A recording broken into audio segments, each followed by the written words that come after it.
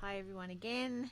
I'm here for the first live Q&A for HSP Extrovert Awareness Week, and hopefully nobody was trying to join me live at 9:15 because that's when I was supposed to be going live, but there was slight technical difficulties. So I'm just going to try and find the video now so that I can answer people's questions if they come up. Yes, so I've got some pre-prepared questions. For those who don't know me, I'm Jen. I am the host of this event, the very first HSP Extrovert Awareness Week. I am highly sensitive extroverts coach, and I use my psychology degree and my ongoing training and experience to help HSP extrovert women thrive in a world that doesn't quite understand them. And that's partly where this awareness week came from. Is I'm trying to help spread the word about how amazing HSP extroverts are.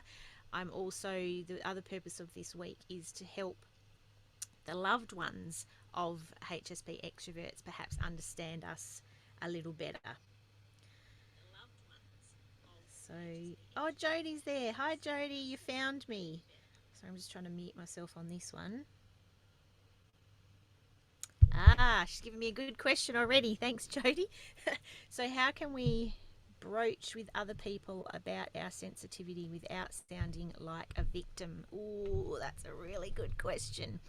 Okay, so in my experience, there's kind of two categories of people. There's people like me who shout being HSP extrovert from the rooftops, and that's partly because it's part of my mission in this world to educate people. So if I'm not sharing that I am, then I'm not going to have as many opportunities to educate people. But there are also other people who don't necessarily shout it from the rooftops, and that's totally okay. You've got to do you, as they say. So you've got to do what's comfortable for you. So it sounds like, Jody, you'd like to broach it, but you're not quite sure how. So the way I do it, and the way I think the way to not come across as a victim is, a lot of it I think is almost how you present yourself, so your tone and the way you communicate the information, for example. So when I say it, people, and it usually comes up when people say, what do you do? The classic question that everybody asks everybody else in social situations, what do you do? Because unfortunately in today's society, we tend to be defined by what we do. So it comes up for me quite easily, and I say, oh, I'm a coach. I coach women, and I specialize in coaching HSP extrovert women. So then the next question I get is, HSP, what does that mean? So the way I explain it is, sometimes I preface it with, I say HSP is highly sensitive person, and then quite often I'll say, but it's probably not what you think it is, because a lot of people think, oh, we're just like histrionic and hysterical and overreacting and all that sort of stuff, and that's not what it is. So I kind of sometimes start with that. Sometimes I'll just say highly sensitive person. It's basically a, you're born that way, it's a personality trait, and there's 4 criteria. And then I quickly go through the DOES criteria. So DOES, depth of processing. We process everything very deeply. Overstimulation, our nervous systems are very active, so we get overstimulated quite easily.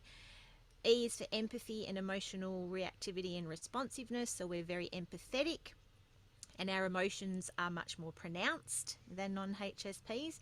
And sensitive to subtleties, we pick up all the stuff that most people don't notice. So we're going to notice if you have a haircut, for example, and maybe your spouse doesn't even notice. So that's one way to explain it in a kind of really quick nutshell. And you see how the way I did it, well, you tell me, does that sound like I'm coming from a victim mode, or does it not? Because I think it is, a lot of it is how you present the information. You could even start, I often start the explanation with, oh my gosh, it's like this really cool bunch of people that most people don't understand. So that's another way that you could explain it. And so I think if you avoid things like too sensitive, it's in the terminology that you use, Thanks, Jodie. So no, it doesn't sound like a victim. So does that help in terms of how to explain it to other people? Now we're going to get Buddy on camera as well. Buddy, the cleaners have just arrived to clean the toilets in the caravan park. So Buddy's going to bark at them. Jodie said, I do notice unique things. Yes, you do. So I think it's almost, when you explain it, it's almost like you're presenting it as being something that you're proud of. You're presenting it as being a really cool thing to be. So therefore, nobody's going to kind of feel sorry for you, and nobody's going to kind of go, oh, poor you. Excellent. So it does help. Very cool. Thank you. Anybody else watching this? I think Jodie's the only one with me live, but if you're watching the replay, please say hi in the comments and let me know where you're watching from. And if you do have any questions that come up as we're going through this, please let me know below, because I'm happy to circle back and answer them. So the other thing I wanted to do on this particular session is I wanted to make it kind of like a dual purpose session. I want it to be an opportunity for Q&A, but I also wanted it to be a celebration of being HSP extrovert. So I asked the ladies in my group, and so for those of you who haven't joined my group, I have a group of over 700 absolutely amazing, wonderful, open, generous, supportive HSP extrovert women. It's a free group. So if you're a female HSP extrovert watching this and you would love to, we would love to have you join the group. So please check it out. I'll post the link in the comments below. But if you search Highly Sensitive Extroverts Bright Sparks in Facebook, you will find it. And there are, I think, 3 questions to answer in order to join the group. So please come along and check it out. And the biggest thing that women who join my group say they get out of it is that it's such a relief to find a place where people just get them and people understand them. They don't have to explain themselves. People just get them. So yeah, we'd love to have you join us. So I asked my group, what do you love about being HSP extrovert? Because it is something that can be a blessing and a curse. The curse only because the world is not set up for highly sensitive people and our more highly reactive nervous system. So the busyness and the craziness of the world is not set up for us. And so the main reason we're misunderstood is because, yeah, society, A, doesn't really know much about us, and B, it's not really, society and the way people live is not really conducive to the way a HSP's brain and nervous system would like to live. So that's where most of our challenges come from, not because we're HSP, but because we're HSPs living in a world that doesn't really understand us and isn't really set up to help us thrive. So I wanted to focus on what we love about being HSP, because sometimes it can feel like a curse, but then most HSP extroverts, once they get to know a little bit more about who they are and what makes them tick and what it means to be a HSP extrovert, most ladies that I have interacted with end up seeing it as a blessing. And that's part of my mission in this world, is to help HSP extrovert women see their sensitivity as their superpower and become an evolved HSP. And what I mean by that is it's starting to learn to live in your strengths, overcome the challenges and do the work so that you can thrive and flourish, because the world needs more evolved HSPs. Because as Carolina and I were talking on the last live session we did about parenting for HSPs, I believe, can literally change the world. So it requires more of us to be living in that evolved space rather than that victim space that some humans in general live in, but some HSPs live in it as well. So it's about moving out of that victim mode into the evolved HSP. So part of doing that is focusing on the blessing side of it and focusing on the things that we love about being HSP extrovert. So these are some of the things that my ladies have shared as to what they love about being HSP. So I wanted to go through some of them because I think they're really beautiful and really helpful. So Carol said, As I said to one of my employees yesterday, I might not say much, but I notice everything. So that's what Jodie was mentioning earlier as well, is we notice unique things. So that's because of the S in the DOES criteria. We're sensitive to subtleties. So it means that we do notice things. So we do notice subtle changes in tone of voice, subtle facial expression changes. We'll notice if you have a haircut. We'll notice if you change the colour of your hair. I notice that every time I go to the hairdresser, I come home. My dad rarely notices. Not that I see him every day, so maybe he just thinks I had it done a week ago or something. Dad rarely notices, and Warren rarely notices unless he knows I've literally come back from the hairdresser, and then he'll notice. So HSPs, we're the ones who notice these things about you. And it's pretty cool, because what I think, extrapolating from that, what I think is really cool about it is it it helps people feel like they're seen and they're heard, and we notice them. And so it makes, I think, us very good friends, because we do notice those subtle shifts in people.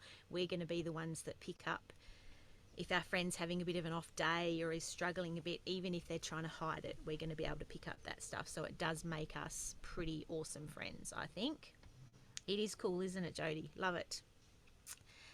So Sue says what she loves about being HSP, she thinks it's the tendency of ours to make the most or the best out of anything in the given circumstances of being highly sensitive.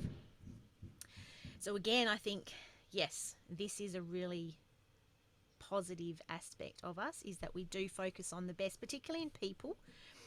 We definitely give most people the benefit of the doubt, often to our detriment if we're not very good at setting boundaries. So sometimes we can give people too many chances. We give them the benefit of the doubt one too many times. But in saying that, that is a beautiful aspect of us. And so that's what makes us amazing human beings. And I'm assuming that this also, because this also obviously only applies to evolved HSP. So there are some who live in victim mode. Poor me, I can't cope in this world because I'm a HSP. Some of the larger HSP groups have some of those people in there.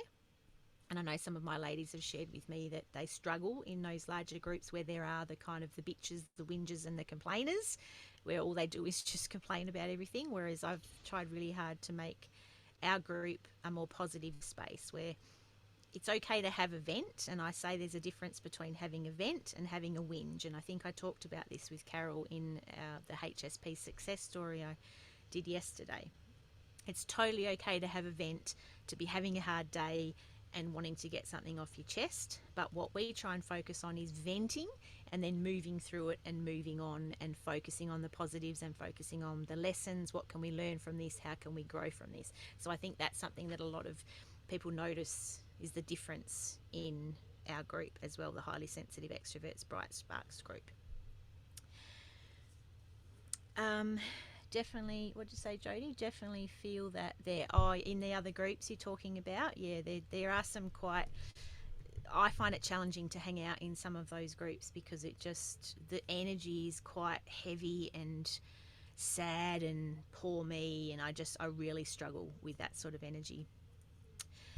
So the next celebration of being HSP extrovert. So Brianna has said the thing she loves is my care and empathy for others. So this is a beautiful, beautiful aspect of HSP extroverts, and I think this is probably the one that other people notice in us the most. So a lot of you may have experienced this, but I know myself over the years, what tends to happen is I'll meet somebody, and within the first 5 minutes of meeting them, they are telling me their deepest, darkest concerns, fears, problems, challenges. They're kind of just completely opening up to me, and they have literally just met me. And I think that's because people sense in us that deep care and that empathy we have for others, because we are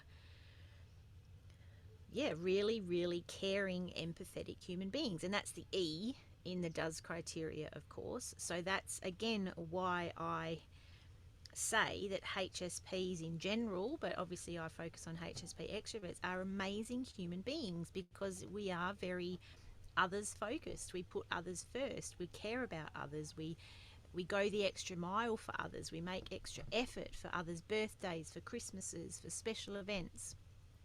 So we're very caring, very empathetic. Love that, Brianna. Thank you for sharing. And Rebecca says what she loves is being multidimensional and unique. That's what I love too. So I love saying, I think in my book, and I think I borrowed this from Carol, she talks about the black ponies and the white ponies. But I like to say that the HSP extroverts, we're like the unicorns. So we're like super unique, somewhat mythical creatures.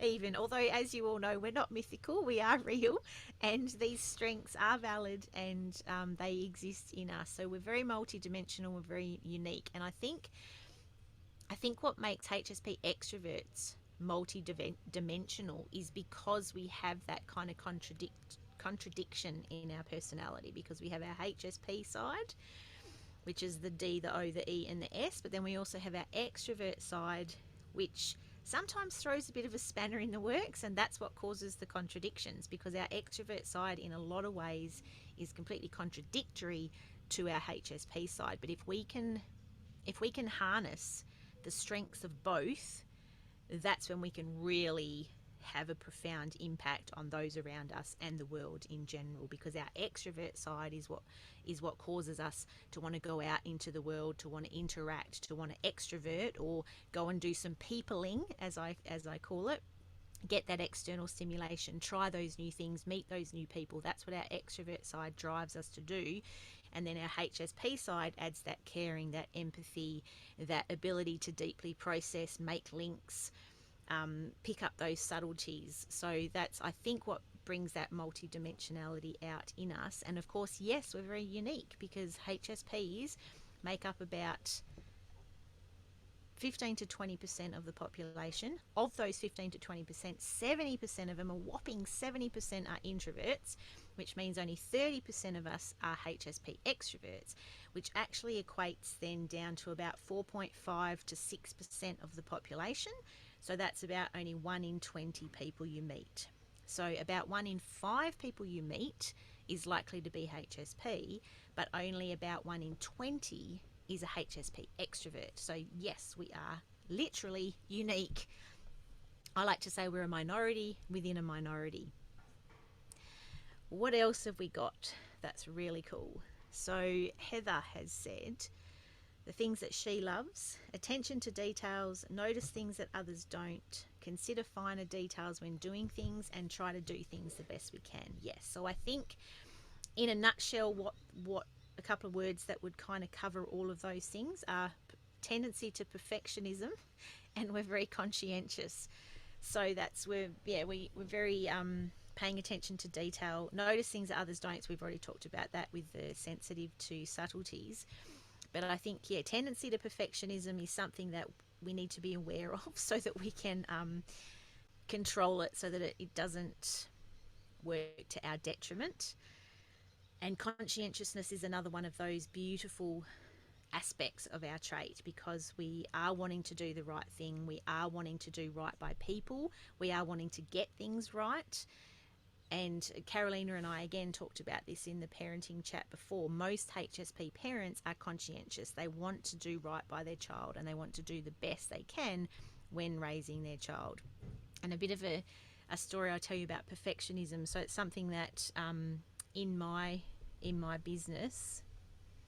Sorry, just checking the comments. Jody said she loves it in my group. Thank you. In my business, and I think most entrepreneurs can relate to this, is when you're putting out a new product or a new something, even this awareness week, for example, there is a tendency to wait until it's perfect, because we don't want to put out a a less than perfect thing. And so one of the things that I've been working on for myself is I say done is better than perfect. And so for this awareness week, I really wanted to get some media coverage for it. I would have loved to have gone on TV and said, hey, everybody come and check out HSP Awareness Week. I would have loved to have featured on radio stations, in magazines, in newspapers, whatever I could get on. But that didn't happen for various reasons. And so the I suppose temptation was to say, maybe I won't do it. Let's put it off. Let's leave it till I come back after my holidays in February next year. But then I thought, nope, done is better than perfect. And I'd rather do it for the people that are interested and the people that have showed up and registered than wait and try and do it properly or perfectly. Because guess what? It's never going to be perfect. So any of those watching this who do struggle with perfectionism, you can steal my little quote, which I've stolen from somebody else, and that is, done is better than perfect. So it's better to just give it a go, and you can always get better in the future if you need to. Jody's made a comment as well on my this, because I did this post in the group I think a couple of weeks ago.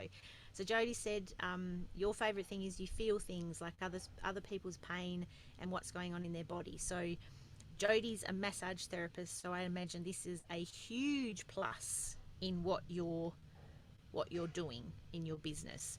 So being able to tap into other people's pain and what's going on in their body, I imagine, makes you a super duper massage therapist. So yes, that's definitely another bonus, is that, and that's that empathy, that ability to tap into, because our mirror neurons are, we have more mirror neurons than non-HSPs. So the other thing I just thought of that I should mention is, if you haven't already, in the event I've started sharing little mini education info session videos. So far I've shared the DOES criteria. I think that's the longest one. That's about half an hour. So I go through each of the DOES in a little more detail. There's also introverts versus extroverts and what happens when you add HSP to the mix.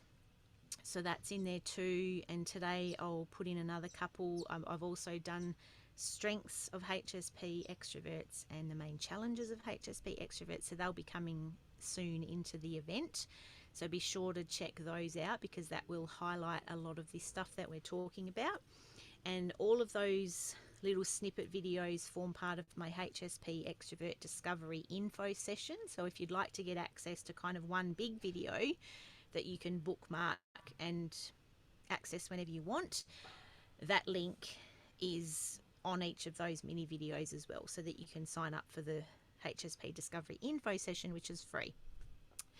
And all of these videos and all of these links will be available on the replay page. So if you haven't already registered at the link, which is tools.jenturnham.com/HSPE awareness, I think. Anyway, it's in the event. Click on the link to register. It's in the main description of the event, because those who register get to go in the running to win some daily prizes. Ooh. So I'm going to be drawing those later this afternoon for days 1 and day 2. And also, if you want to go into the major prize draw, which is a very, very cool prize, all you need to do is register at that link, and then you need to participate in the live or comment on at least 2 recordings through the week, and then you go into the running to win this really cool super duper prize. So I got completely distracted by by that then, just a little some promo stuff. But yeah, if you want access to the replays all in one place, it's going to be all on one page that you can bookmark and come back to time and time again, then please register at that link. All right, we've got one more celebration of being HSP before I go into a couple of common questions. Pop in the comments. Jody, what did you want me to put in the comments, please? There's a bit of delay on the comments coming through on my phone. But yes, happy to put whatever you want in the comments. So just let me know what it is and I'll come back later and I'll chuck it in. So one more celebration of being HSP extrovert. So this is from Verpy. She said, getting more information about the situation, perhaps already beforehand, and getting reassurance of the decisions as well. So I think what she's talking about there is our depth of processing.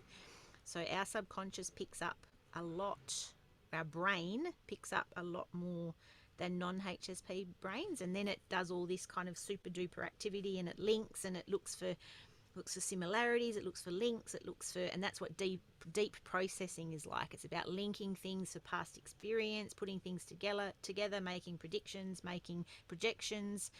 Whereas, and so that's deep processing, and all humans do deep processing, but non-HSPs don't do it all the time. HSPs pretty much are deep processing everything, which kind of explains why we're exhausted a lot of the time, because there's so much stuff going on up here. So yeah, we get a lot of information, and then we get obviously reassurance about our decisions. So you'll see in my strengths video that one of the strengths of HSPs is our intuition, and that's partly due to the amount of information that our brain is processing. And one of the other strengths is wisdom. So research has shown, I go into a bit more detail about how learning happens, and so because of the way HSP brains are wired, that's where wisdom comes from. So if you want to watch that, then that's in the strengths video, which I will post in the event today. So thank you, ladies, for all of those awesome things celebrating being HSP extrovert. Jody, my friends say that, so much information. Yeah. Yeah, sometimes it can be a little overwhelming, hence overwhelm for HSPs is never far away. All right, so that's just a bit of a celebration. Now I want to go through some of the questions. So I've got a couple. I've got 4 basically. So the first one is, can men be HSP extrovert? Absolutely yes. So it's a trait that we are born with, and the research suggests there's no kind of discrimination between men or women. So just as many men are apparently HSP as women. I think the difference may be that, particularly in Western society, it's starting to shift a little bit, but definitely say 20 years ago, particularly in Australia, it's never really been very acceptable for a man to show sensitivity. So I imagine that the number of men out there who own that they're HSP is probably a lot smaller than the number of men who are HSP. And the same with HSP extrovert. So men can be HSP introvert or HSP extrovert, but I imagine it's not something that they necessarily wear as a badge of honour, because I imagine that, I mean, we have our challenges as HSP extroverts living in a world that doesn't really understand us. I imagine that HSP men would potentially have even more challenges to overcome just because of the stigma around being a sensitive man. And I remember when I was growing up, I don't know if you guys remember the SNAG acronym, which was the Sensitive New Age Guy. And so that was, I think, the beginning of a bit of a shift in terms of it being more acceptable for men to be sensitive and to show their sensitive side. But I don't think there's still stigma out there. Let's face it. There's still a bit of opposition. There's still that whole like men will be men and boys don't cry and all that sort of stuff. That still exists somewhat. So yes, men can be HSP. They can be introvert or extrovert, and the research suggests there's not really any difference in terms of, they'd suggest it's probably 50-50 men, women of each of them. The other question I had was around sensory processing sensitivity and HSP. Similarities, differences, whatever. Sensory processing sensitivity is HSP. So sensory processing sensitivity is a mouthful, and when you've got kind of a lisp like I do, it sounds pretty funny, sensory processing sensitivity.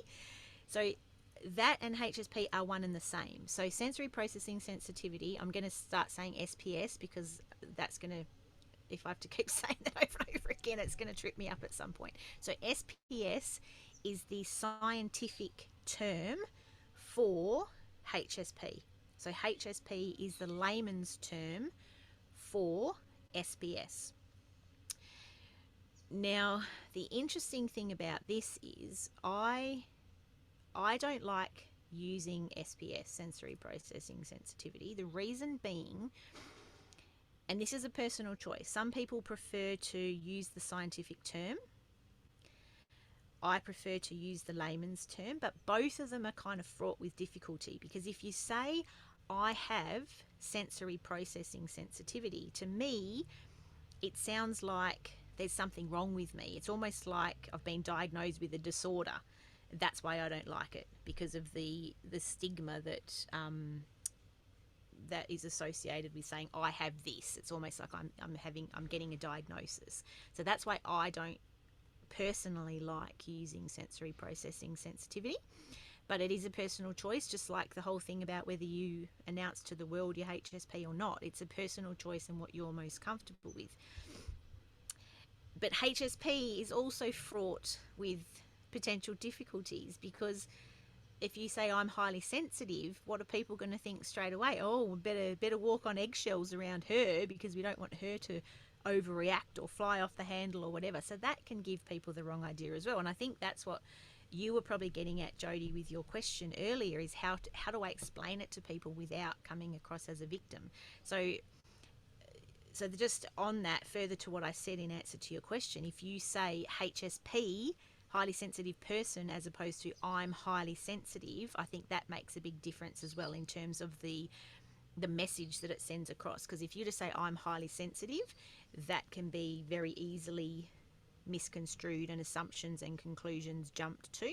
Whereas if you say I'm a HSP, what's that? Highly sensitive person. It's this great category of people.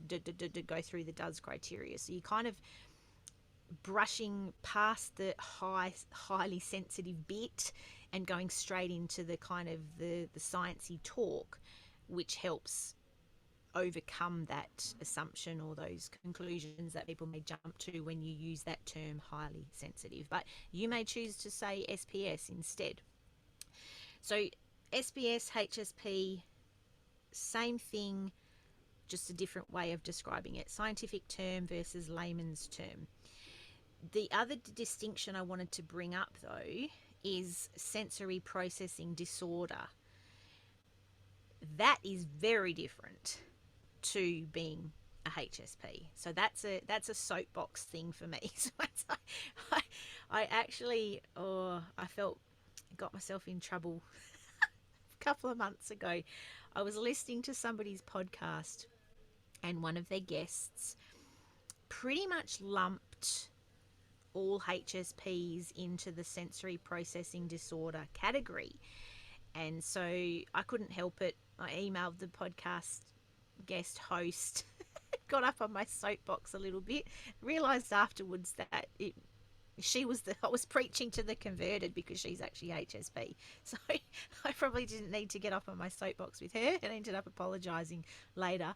But yeah, so this guest essentially was saying, oh, well, if you're highly sensitive, you've got sensory processing disorder. So that's something I really wanted to clarify, is they are two very, very different things. The percentage of people that would have sensory processing disorder would be very, very small, and it would be a very different thing, similar in some ways, but very different to being HSP, because sensory processing disorder, I should probably look it up and tell you what the categories are. Bear with me for a minute. I did mean to do this before, but I got distracted by something else, as I often do. So yes, I just want to be really clear about that, is because sensory processing disorder, which I think is, that's right, because when I researched it for this, when I responded to this podcast guest, it's not a recognised disorder under the DSM, the Diagnostic Statistical Manual. But in a nutshell, sensory processing disorder is a condition in which multisensory input is not adequately processed in order to provide appropriate responses to the demands of the environment. Sensory processing disorder is present in many, but not all people with autism spectrum disorders. So basically what that's saying is the person with SPD is unable to adequately process the stimuli that's coming at them. So when you think of, for example, people on the autism spectrum, like when you think of children who sit in the corner and perhaps rock like that, which is a self-soothing thing, that's because they're not able to process the stimuli that's coming in at them, and they go into this kind of various ways of meltdown. So that's what sensory processing disorder is. So I wanted to clarify that, because that is very different to being HSP. All right, what's my next question? This is another one that you're probably going to, those who follow me, you're probably going to hear me talk about it all the time. Hypersensitivity versus HSP. This is another soapbox moment for me. So I'll try not to get too carried away. All right, so hypersensitivity. Anybody in the population can be hypersensitive. What this means is that they have never learned to manage their emotions effectively. So to give you an example, the example I always use this same example because it's stuck in my mind now. But let's say you're in the workplace and you perhaps work in an open office, and you say something to a colleague and they misunderstand what you said. They get all worked up, they get a little bit hysterical, they start carrying on shouting and crying at you in this open plan office, and you're trying to explain, no, sorry, I think there's been a misunderstanding. You're trying to kind of calm the situation down and clarify what you were actually saying, but there's no kind of reasoning with this person. They've kind of flown off the deep end and you've just pretty much got to let them go. Later on, you try and chat to them. Nah, they don't want a bar of it. The next day, you come into work and you find out that they have reported you to the HR department for bullying or harassment or some extreme thing based on this one incident. So that's an example of someone who's hypersensitive. So they haven't learnt to control their emotions effectively. So they had this kind of hysterical meltdown, and then it kind of even went further than that in that your attempts to rectify the situation and clarify things, they just didn't want to know. So that's an example of somebody who's hypersensitive. And so, as I said, anybody in the general population can be hypersensitive. Highly sensitive people can also be hypersensitive. And this is an example of where I talk about doing the work to become an evolved HSP, because part of being an evolved HSP is emotional regulation. And Carolina and I talked about this in the parenting topic earlier today. Emotional regulation is really important because our emotions are more pronounced and we're more reactive than non-HSPs. Then regulating those emotions is somewhat more important. Well, I'll not say more important. If you want to not be seen as a hysterical drama queen who overreacts and flies off the handle to everything, then it's important to learn emotional regulation. And it's not part and parcel of being HSP. That's what I want to clarify. So general population can be hypersensitive, HSPs can be hypersensitive, but it's something that all people can do the work and overcome. So it's not good enough for you to say, well, I'm HSP, this is how I am. No. That's you using being HSP as an excuse, and it kind of gives the rest of us a bad name. And I get just as passionate about non-HSPs who are hypersensitive, saying they're highly sensitive and giving the rest of us a bad name, because unfortunately people in the general population who aren't HSP claiming they're HSP but they're really just hypersensitive, that's even worse because they don't even have all the redeeming qualities of being HSP. So they're really giving us a bad name.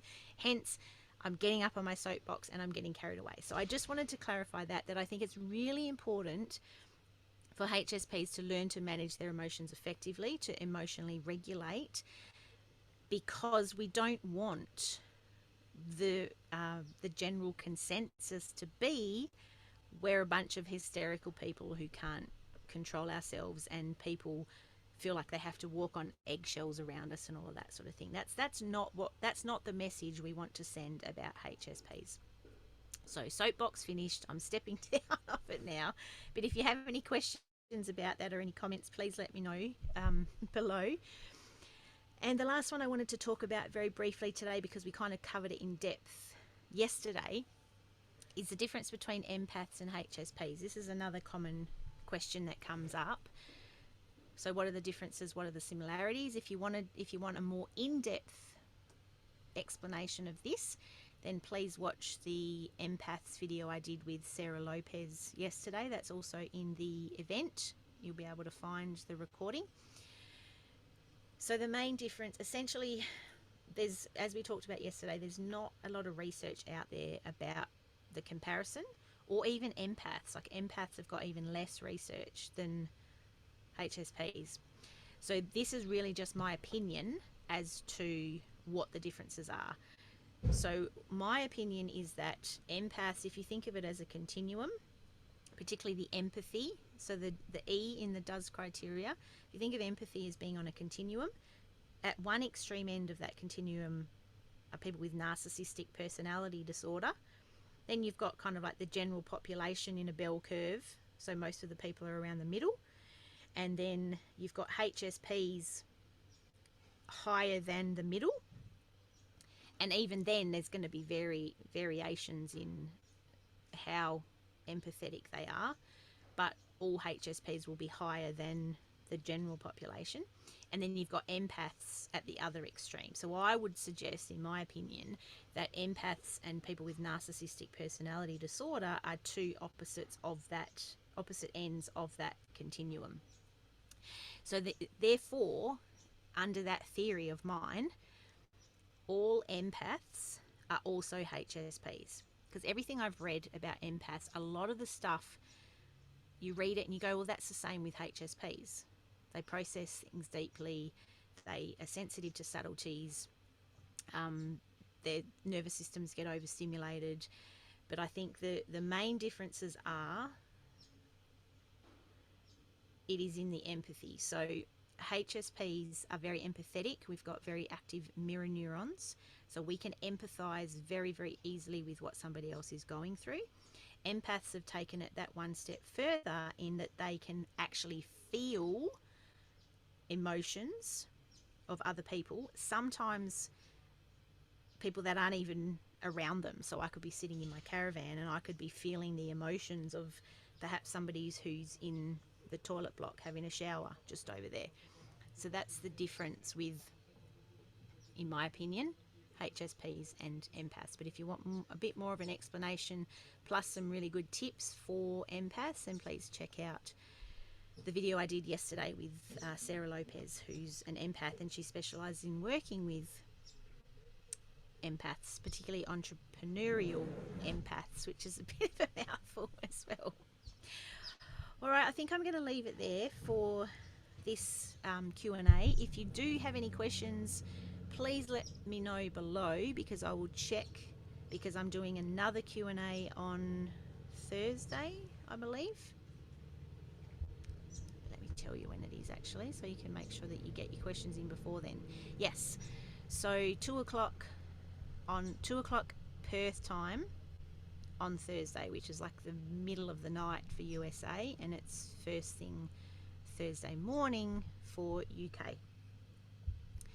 All right, Jody, thank you so much for joining me. It's always nice to know that I'm talking to somebody as opposed to just talking to myself on the screen. So thank you, and thank you for your questions.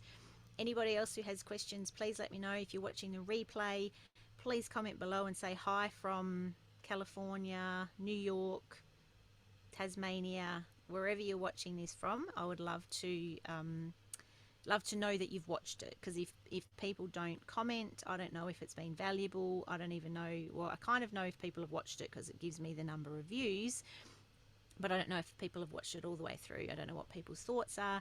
So it seriously means a lot to me if you comment, leave your thoughts. anything you want to say below, love to hear it. So thank you for watching this far. I'm going to sign off now, and I will see you for the next part of Awareness Week, which is, I can't even remember, there's so much going on. Oh, my family and friends session. So this afternoon I'm doing the do's and don'ts when interacting with your HSP extrovert loved ones. So this really was that kind of second part of Awareness Week, is how do we educate our loved ones how they can, I suppose, better interact with us. So that's going to be a pretty cool session. So maybe I will see you later on for that if you can join me. If not, the recording will be in the event with all the others. So thanks again, and I will see you all later on. Ciao for now.